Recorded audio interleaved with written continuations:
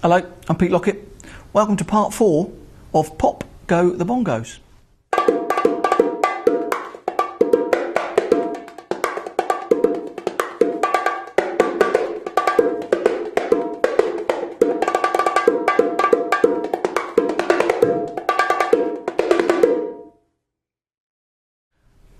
This time we're going to introduce a new stroke. It's the slap stroke, similar to how you'd find on Congas or Djembe or different drums. It takes a little while. If you haven't done the slap stroke before, then it kind of takes a little while to kind of get familiar with it. But basically it's kind of a staccato sort of hit and grab. You almost like in slow motion, you're kind of hitting the drum and kind of pulling your fingers back. It's kind of a slow motion hit and grab, like this kind of thing. Some people come across and just play it with 3 fingers, which isn't the the correct way to do it. Although actually you can get a really good slap stroke from doing that. It's ideally all 4 fingers want to hit.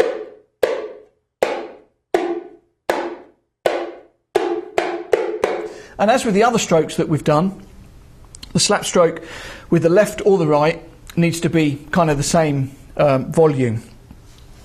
So we're going to look at some simple patterns, as we did with the accents and the touch strokes. We're going to look at the slap stroke combined with touches, which will be actually a little bit nearer into the centre of the drum. One of the things when you're playing, if you're playing here on the rim, then your touch strokes are going to be near the rim of the drum. But if you're playing slap strokes, your touch strokes are going to come more where you're actually playing, the strokes. Remember, the touch stroke that we had on the lower bongo came further into the drum because that's where we play the open tone. So, example 1, 3, 4, and.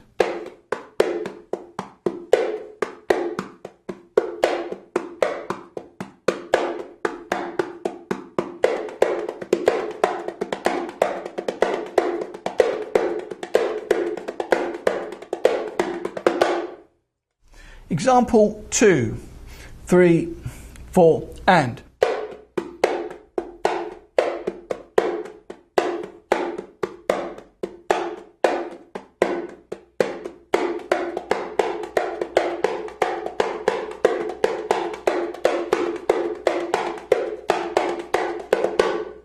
Example 3, 3, 4, and.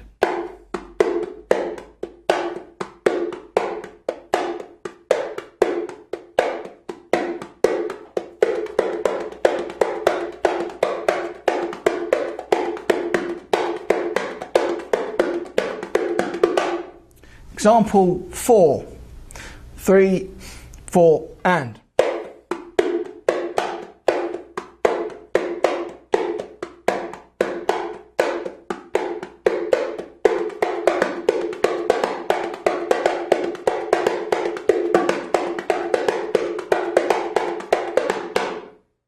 Example 5, 3, 4, and.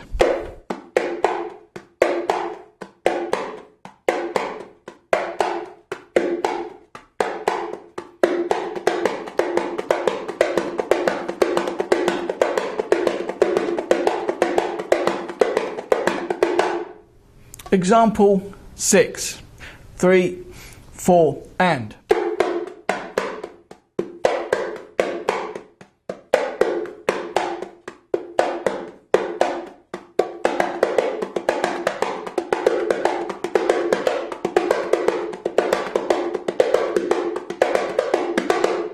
Now notice that actually a lot of this is happening in a small area, so it's really, you've really got to be accurate to not start, getting the hands getting in the way of each other and stuff like that. One of the good references to bear in mind is that you kind of the palm of your hand, or the bottom of your wrist kind of thing, near the base of the thumb, is kind of touching on the rim.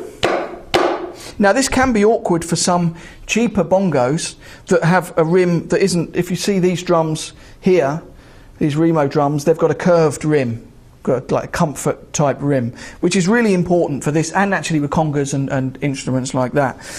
And it emphasises the point that if you're going to spend money on an instrument, there's no point in spending a little bit of money and getting a cheaper set of bongos, particularly bongos actually, because what will happen is in 6 months' time you will have outgrown them and you need to get another set, and effectively the money you spent on the cheaper set is wasted. So, you know, spend some money, get a decent brand, get a decent quality of drum, and you know you've got something that's going to last you for a while. Example 7, 3, 4, and.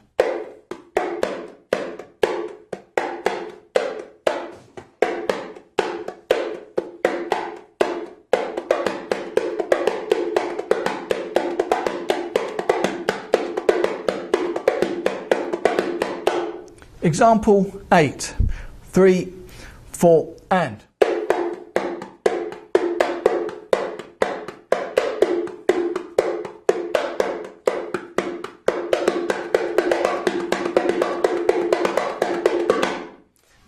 When you work on these lessons, really focus a lot. Spend some time with the videos, looking at exactly how the hands are striking the drum and how, you know, everything is being articulated, the position of the hands. For example, if your hands are kind of like this or like this, your elbows poking out, stuff like that, you know, just focus on, you know, the body position, your body position, you know, what, you know, my body position is, and how similar they are. And, you know, all those little details will really help fast track, you know, improving with the instrument.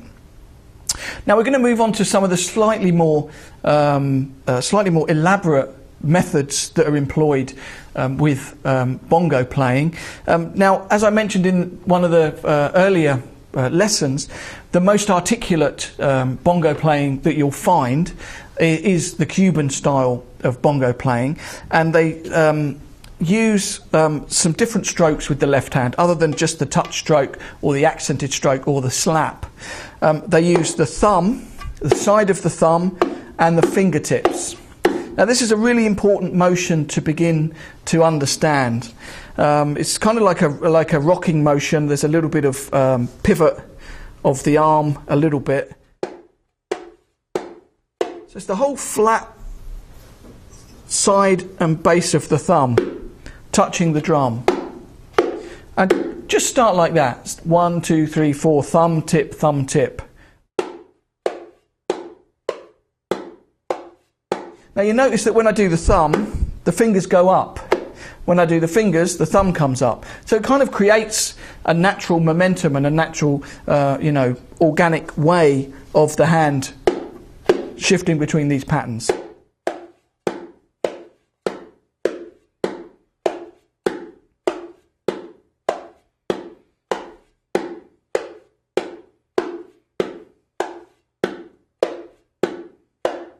Now, if we were to put the right hand playing touch strokes or medium level strokes,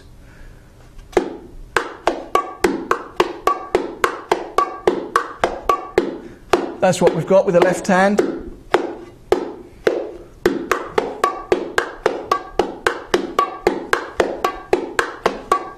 That's what we end up with. Now, the first part of that, thumb down, and notice you've got like a muted tone.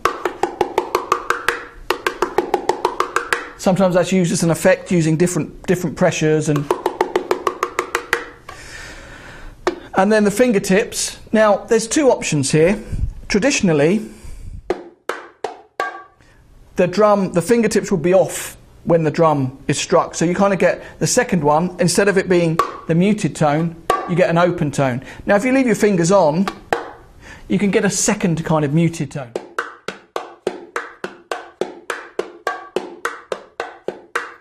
Different options. Traditionally the fingers would be off, but it's another option that you can incorporate into some aspects of your playing. So this is the basis of the basic martillo. This is example 9 in our notes. Now we're leading with the thumb. 1, 2, 3, 4. 1, 2, 3, 4.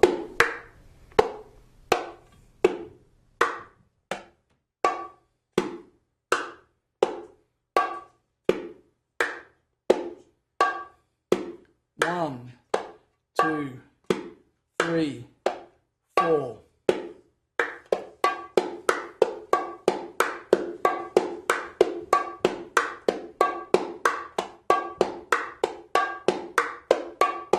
I remember that we discussed earlier on in the lessons this type of playing with the full hand. This is what it would sound like with the full hand.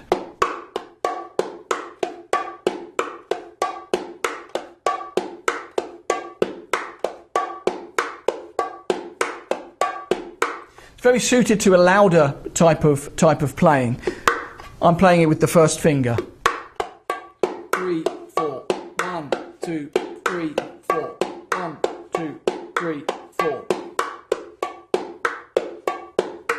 Now in example 10, we're going to add the open tone on the bass drum. Now this mirrors the rhythm that we learnt in the previous lessons, the basic Martillo. 3, 4, 1, 2, 3, 4. 3, 4, 1, 2, 3, 4.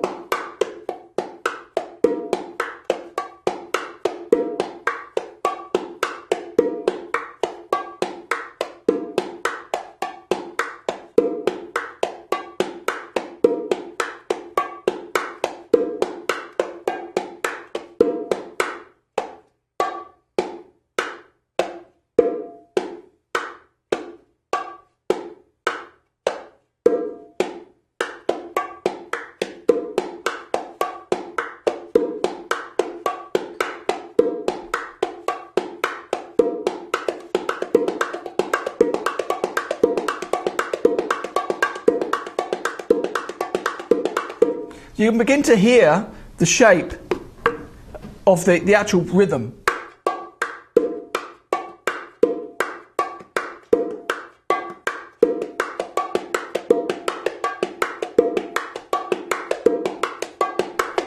So you really want all of those aspects of the rhythm to kind of pop out and really focus exactly on the sound. So if I don't press too hard here, it's kind of a horrible muted sort of sound. That's what we're looking for, wood block. Not that. And a nice open tone to come out. A nice rich open tone on the bass drum.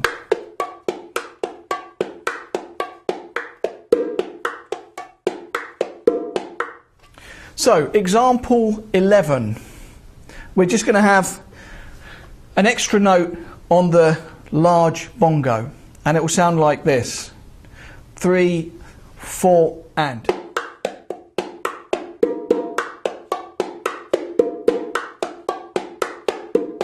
Now you notice we've got the thumb on the 4 and. 2, 3, 4 and. 1, 2, 3, 4 and. So you have 3 quick notes in rapid succession with the right hand.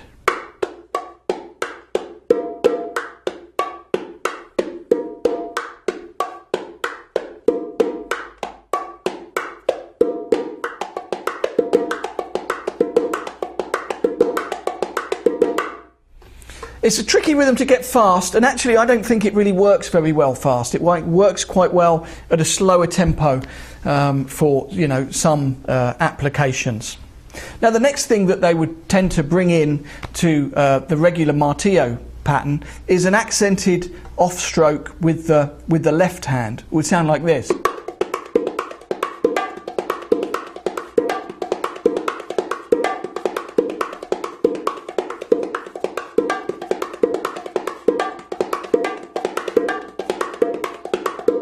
So this works by putting the last left-hand stroke of the first bar as an open note, and it will sound like this. 1, 2, 3, 4.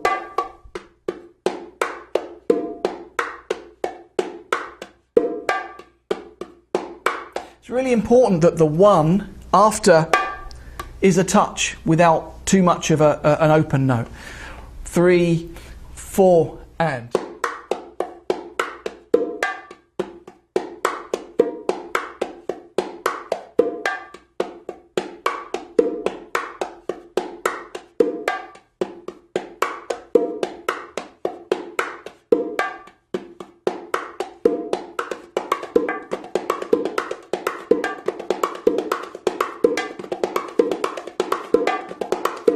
Of course, you can play the open note on the 1 as well.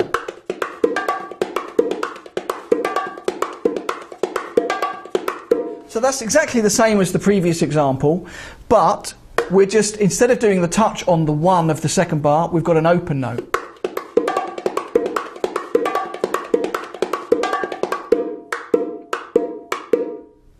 See you next time.